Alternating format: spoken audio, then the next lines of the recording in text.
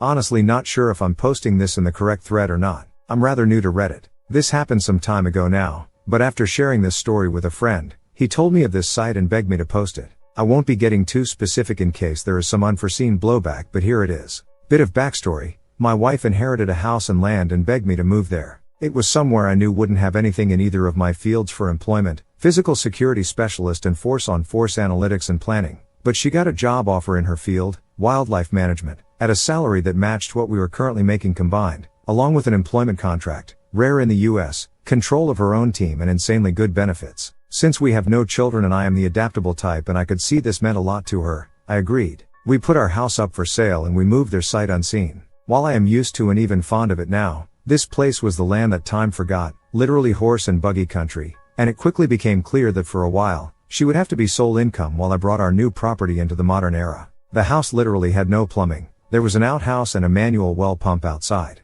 We decided to buy a used house trailer, place it on the southernmost part of the property and live in it while I worked on the house. I am not from this area, and the culture shock was intense. My wife had family from there and would spend a few summers as a child with relatives, so she understood the people better than me, and being the same height and skin tone she was quickly accepted. Meanwhile, standing 8 inches minimum above everyone else and being so white I show up from outer space, I had a bit of a harder time, but managed to make some friends eventually. After some time getting everything updated, we came in way under budget since I had decided to learn the skills and do all the work myself. It quickly became clear that while our immediate area was lovely, with good people and trusting neighbors, however, the surrounding counties had developed a meth/pill problem, and with all the industries being strict on drug testing once heroin came onto the scene, people were starting to make their way to our area for break-ins, carjackings and even a few cases of kidnapping for ransom. A couple senior citizens just outside of town were broken into and beaten then shot to death just for maybe $300 worth of jewelry, a couple old guns and their pain meds. Seeing a need in my community, I used the leftover money we had and I bought land in BFE deemed unfit for development at a steel. Soil lead levels were too high for housing/farming and too remote for commercial. And after getting permits/certifications and almost a year of doing all the building and earthworks myself while working a part-time hospital security job a county over, I started a security, self/home defense and firearms training company. I created local jobs in the nearby counties by training armed guards beyond state standards, helped people develop a neighborhood watch program, offered neighborhood security patrols at cost, made sure local shops got cameras and had plans and training in place in case of a robbery, and worked with individual households to develop their own home defense strategies, along with offering concealed carry training, advanced firearm training, OC spray, trauma and first aid training and other things. Somehow, without meaning to, I managed to wedge myself into a unique position where I not only trained everyday people, but I got certified to be the guy that all police agencies in the region send their officers to for state recertification and further training. Turns out before I came along, they had to send their officers almost 6 hours north to a state facility, which meant that they also had to pay for a hotel room for anyone that went up there, as well as 2 meals and mileage if they didn't drive a squad car. Not to mention that the tactics taught didn't always translate well to our area. I offered to do it for a bit less, and given my location, no hotels or anything else were needed. For the first time in my life, I feel like my work really matters, that I am making a positive difference for real people, and I look forward to going into my job. In my line of work, I've ended up knowing a lot of the police in my area pretty well, and can say that I even consider a few of them to be friends. The departments I work with get quite a few officers who are new or transfers from other areas, as this region of my state has a pretty median average pay grade, and a lot of officers use it as a stepping stone to get to the bigger paying areas or to get their first bit of experience and head to another state. Now, the ones who have made a life here and decided to stay learned a long time ago that the locals here don't take shit that isn't fair lightly. The people here demand justice come hell or high water. In the past, corrupt officers have been hanged or beaten to death when the courts failed the citizens and didn't punish officers for doing something heinous. One shot an unarmed 12-year-old and another let a drunk/drugged man die moaning in a cell after a K-9 unit literally ripped open his abdomen, and was heard laughing and joking about it. Both essentially got a long paid vacation and then went right back to work until someone caught up with them. Even one former judge who got a slap on the wrist after being convicted of molesting children went missing and was later found bound to a tree and was apparently set on fire while still alive. So the older/retired officers tend to do a really good job of weeding out the bad apples and reminding newcomers that they are there to help people and protect people, not harm or bully them, which in my experience is not the case with all, or even most, offices in places I have lived before. Now, onto the story. I was doing an armed guard gig during a night shift, filling in for one of my employees who had a family emergency mid-shift, when a police car spotted me on perimeter check and pulled into the lot to see who I was. I wasn't wearing a uniform. The place I was guarding received a lot of raw metals that they then melt into various alloys to be shipped off for use elsewhere. It's a crackhead's dream looting spot with the way scrap prices can be for some of the materials there. After figuring out it was me, they decided to sit and BS for a bit. While talking with these officers, I listened to them share about a new hire who transferred from a larger city and they just know is going to cause trouble with the locals. They mention how he has that "I know better than you" attitude and thinks that the piece of metal on his chest means that he is the law. Apparently he had already raised a bit of a stink because he writes citations for petty things that no other officer in the department has: driving with one hand, burnt out fog light, plastic being taped over a broken back door window in a car, headlights not on in the middle or the day and it's raining. He even tried to give a guy a DUI even though he was sitting in the car on blocks in his driveway and it had no rear axle. Apparently he speaks aggressively to anyone who dare interact with him if they aren't a police officer and overall just acts like a power-tripping douche nozzle. The other officers had even noticed that some of the locals have changed their demeanor towards them and seem more distrusting since this guy started, and they were genuinely worried that he would turn everyone against them. In the words of one of these officers, "With everything in the news these days, and the whole nation already being distrusting of us, I hope we can find something to set the bastard straight before he ruins the rep we work so hard to keep here. I like that people here will just come up and talk to me. It's the main reason I stayed here." And quote. We brainstormed for a while about how to get through to Officer Douche and make him change his ways, or career, but eventually came up with nothing and had to go back to doing our respective jobs like adults. 2 weeks or so after having this chat, and hearing similar things for other officers I know, I get my first interaction with Officer Douche. I decided to be the nicest person in the world with him and see if he was really as bad as I had heard. I don't advertise my business on my work vehicle and it is completely unremarkable, but all the officers I know can spot it somehow, so I've gotten in the habit of waving anytime I pass a squad car. On my way to speak with a prospective client about a consultation for their home defense plan, this asshat pulled me over for waving at him when we passed each other on a 2-lane highway. He slammed his brakes on, whips around in the middle of the road and came flying up behind me so close I can't see his headlights in any of my mirrors with his flashing lights on and siren blaring. No more than 5 seconds from the initial greeting I was enduring his frankly insulting lines of questioning with his hand on his pistol grip about why I felt the need to carry a gun. In my state it is required by law that anyone with a CCW/CCL has to inform the officer, and him sharing his doubts that 99% of people probably wouldn't even know how or be able to use it, so just leave it at home. And quote. The cock goblin wrote me a citation for reckless operation of a vehicle, stating that he was justified in doing so because he saw me remove my hand from the wheel. Trying to be diplomatic, I said, "I just figured that you would appreciate a friendly gesture from someone today. I know I like when someone gives me a friendly wave. I didn't realize it would cause an issue." And quote. This absolute insult to humanity blows his fucking gasket, gets in my face yelling at me and threatening to haul my smartass downtown and see how friendly I am when I am hooked up in the back of his car. Says that if he felt like it he could cost me more in impound fees and lost wages than I would make in a month. He has no clue what I do or where I work. Then asked what I thought about that and quote. At this point I have an internal battle with myself, wanting to slam him to the ground and beat his skull open on the asphalt to see exactly how empty it was inside. But saner thoughts prevail and I simply handed him my lawyer's business card and stated that any further interactions we had would have to go through her. He looked at the card, threw it back at me, called me a pussy and told me to get out of his sight.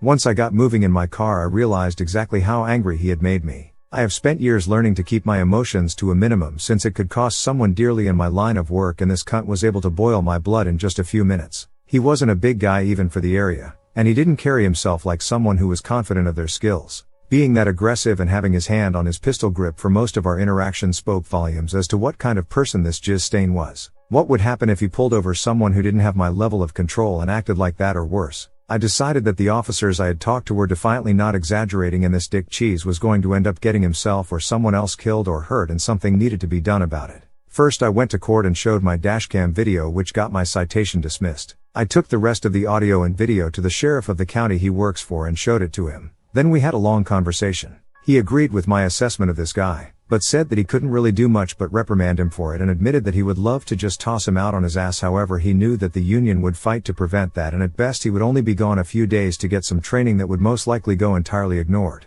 He even cautioned me against filing against him because he figured the guy was the type to take it personal and he didn't want to see anything happen to me. He promised he would do what he could to get rid of the cunt, but in most ways his hands were tied. I could tell he hoped that the guy would just move on and become someone else's problem when his minimum time was up. I couldn't help thinking that if he's causing this kind of trouble already, it is only a matter of time before someone around here loses it on this douche and swings at him. Then, even though the cunt deserves to eat his own teeth, at least, some poor guy will end up with his life ruined or worse. All because Officer Douche has a badge and likes to wag his dick beater. Feeling as though there was nothing more I could do, I went about my business as usual the next couple days. Then, guess who came through my door to schedule with me for their recertification? He didn't know me from Adam, and just swaggered about like he owned the place and bitched about this being a waste of his time and a bunch of bureaucratic bullshit and quat. I had a real Kodak moment when I reminded him of our last interaction. He tried to excuse it as just being by the book and claimed that his hands were tied when it came to the citation, and he only acted that way because I had a firearm and he was nervous about that gun, so he needed to assert his authority over the situation and quat. By now, I had had a large portion of the people that live in my area come though for training, and most of them carried daily. Fuckstick just confirmed my fears for me, and I was going to do what only I could to lay those fears to rest. After all, teaching lessons was what I built my business around. Already forming a plan, I told him that I understood completely, and that I operate that way as well. And quat. Not even processing how that could affect him, the dipshit seemed glad to hear that, and we sat down to get his paperwork started. The whole time we are doing this he is bragging and talking about how good a shot he is and that he looks forward to the day someone wants to fuck around and find out with him. Hearing the way he thinks made me both sick and angry. Yes, I carry a gun for self-defense, but I hope that I never have to use it. I spent years learning other techniques to lessen that chance after having to draw it once, and built a career teaching others what I have learned. After getting all the paperwork sorted and scheduling a time and date, he asked if he could use my range to get some practice shots in.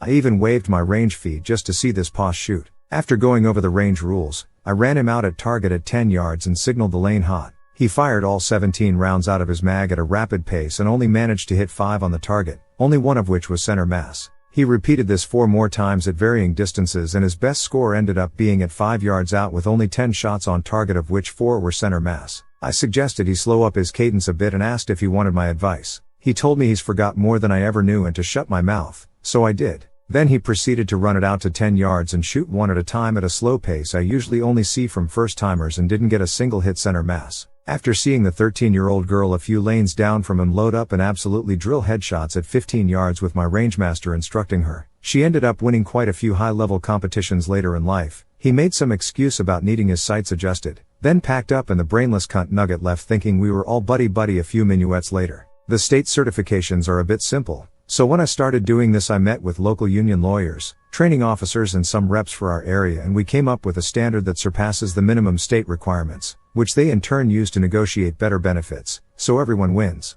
The standards we decided on not only test for accuracy, but also introduces a bit of real-world problems that the officers have to contend with. The first is done in full-duty gear with both hands on the gun at 10 yards. After running 25 yards, within 2 minutes, you have to be able to draw your gun from crouched cover, fire 10 rounds, reload a magazine loaded by me with a false round randomly placed in it to cause a malfunction, clear that malfunction and get 10 more rounds on target from standing cover. The second is the same drill in reverse, but done with only one hand on the gun and in under 3 minutes. In both of these drills 15 of the 20 shots must be within the number 8 ring of the target and all rounds must hit the target. And the third is a dot torture drill that must be cleared at 90% within 10 minutes and you have 3 attempts at it. It doesn't sound too tough if you are an avid shooter, but trust me, under pressure, with your job in the balance, it can be rough. See, the policy around here is that the county pays for your first test, and if an officer fails to recertify then they either choose 2 weeks unpaid leave or sit at the office and do paperwork at reduced pay for 2 weeks, then they have to pay out of pocket to try again.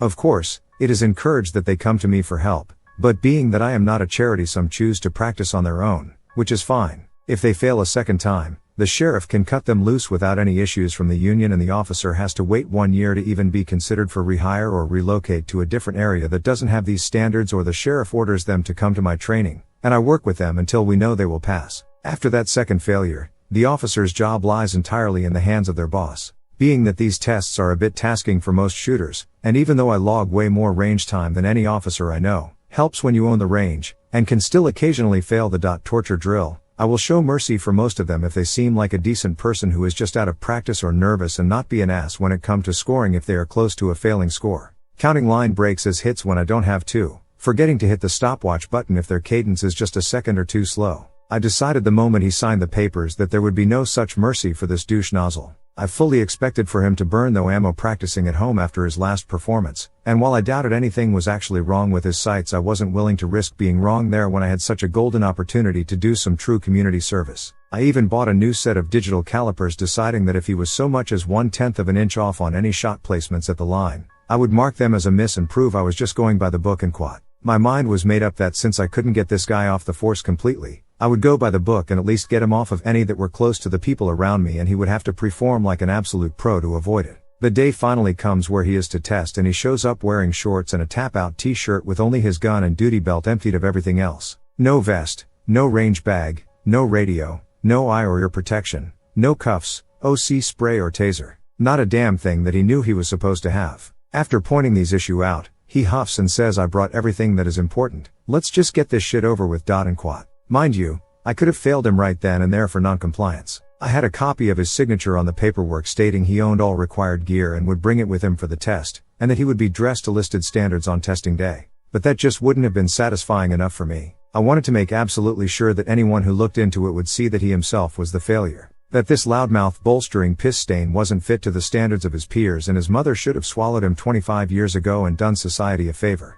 Not that he failed due to circumstantial or bureaucratic bullshit beyond his control. I let the clothing slide and loaned him some rental safety gear, which he bitched about wearing but eventually put on. After getting it all sorted, and noting all this in his chart, I let him take his test, and damn it am I glad that I did. If he hadn't made me see him for the fetid piece of shit he is, I would have felt sad for him. As it stands, I worried I may develop muscle issues from holding back my grin. He failed the first test immediately due to sheer ineptitude. When the buzzer sounded, first he tripped over his own feet and ate the ground face first. Full scorpion. Then after getting up and continuing while drawing from crouch, he somehow managed to catch his front sight or barrel on his holster opening and sent his gun tumbling through the dirt, then fell over when he tried to lean over to get it. Losing control of the firearm is an instant test stop, so I sounded the buzzer, holding back laughter, and putting on my plate carrier instead of just a level 3 vest in case the fool fired a random round my way. I gave him a second chance even though I already had what I needed. Mostly because I wanted to have irrefutable proof he failed on his skills and not on accidental circumstances. While he managed to keep hold of it this time, he struggled to clear the misfire, costing him too much time for his slow cadence earlier, and only 2 shots were in the number 8 and 4 completely missed the target. For the first time ever for me, someone had failed the first test on all 3 metrics. I have had people come to me for the first time they held a gun or with a legitimate fear of guns who could out-perform this arrogant twat waffle. After listening to him try to make excuses, bitch, demand and then beg for me to give him another chance, I told him that I couldn't and he failed. That my report was getting sent in and he would have to talk to his training officer and we could go from there. He exploded in anger and started calling me anything he could think of, claiming I was only doing this because of the ticket he gave me, part of why I wanted so much proof, and cursing me in some honestly creative ways while slamming his fist into my wall like a petulant tween and telling me that he was going to make sure you all regret this while pointing at me and my staff in the other room. By now a couple of my regulars, my rangemaster and the local brass goblin have all made it over to watch through the window and listen to the exchange. Knowing I have him on camera with audio punching a hole in my wall, and I have witnesses, a new thought came to me when I heard him say this, and I decided to steer him just the way I wanted him to go. All I had to do was ask if what he said was a threat, and the dipshit responded with "You bet your fucking ass it is." And, to my surprise, reached out to give me a shove. I sidestepped him and he stumbled past, which pissed him off even further. I told him then and there to get the fuck off my property and that he wasn't welcome back. And quat. I looked this sack of shit straight in the eye and informed him that he just sealed his fate, since now he would have to beg to be sent to the other facility, and I would make certain my report recommended he never work as an officer again, and should they ignore my advice I would be raising my prices to better reflect the training they get here. And quat. He then decided to spit at me and swing a punch this time. Not one to miss an opportunity, and easily outweighing him by 50 to 60 pounds, I raised my guard, and the moment his arm made contact with my mine I used his momentum and my muscle to send him over my shoulder and directly into the ground with all I could muster. I channeled my ancestors and the ancient gods of their homeland into that throw, fully intending to leave a Wile E. Coyote-esque crater in my floor. Rolling him to his back and sitting atop him in full mount position, I watched the wannabe badass try to remember how to breathe after meeting the ground that hard and immediately cry like a bitch, beg for his life when he looked past me to see my rangemaster, 310 pounds 6 feet 6 inches tatted up retired Marine, with our less lethal training shotgun. The gun is bright green, kinda unmistakable as less lethal, in one hand leveled to Officer Bitchmade's head and his phone in the other already talking to the cunt's boss. Apparently, my rangemaster had been watching everything from his office on the security feed, and when Officer Douche started punching the walls my boy immediately picked up the phone and called the sheriff, grabbing the shotgun on his way out the door to us. When all was said and done, I got to watch him get hauled off my property by his boss, in cuffs and read his rights, since, yes, I will be pressing charges. He assaulted me, threatened me and my employees, and damaged my property, and I had all the evidence I need to prove it. Later, when I asked my rangemaster why he had brought the gun into play, since the guy wasn't really a threat, he reluctantly told me he had brought it for me. Apparently, in all the time we had known each other, He had never seen me actually come unglued like that. He said, "Boss, you are the kindest and quietest man I know. And in my experience, when a man like you gets that angry, even the devil himself would piss his pants to get away." And quote. He admitted that his plan was to nail me with a beanbag or two if he needed and try to turn my attention to him. Not going to lie, I wasn't happy to know I had made my friend feel that way, but it did feel good in an odd way to have a certified badass feel like he needed that tool to stand against me. I gave the man a raise for his honesty and willingness to protect others, no matter the cost to himself. After all, that's a rare quality anymore, and it should be rewarded. And to this day I refuse to spar with him because I never want him to 100% know he could take me without it. Despite all the evidence and testimony against him, Officer Douche ended up getting a pretty good plea deal, but he will never be able to be a police officer or legally own a firearm again, so I consider it a win. His wife filed for divorce for domestic violence while he was awaiting his court date, and thankfully they had no children together, so it was granted without issue, and he has no rights to see her kid. He moved away immediately after his hearing, and last I had heard, he makes minimum wage working at a gas station somewhere up north. TLDR, power tripping policeman messes with the wrong person in the wrong place. Edit, flick my nuts and call me a howler monkey. Thank you all so much for all your kind words, advice and criticism. All the awards are greatly appreciated.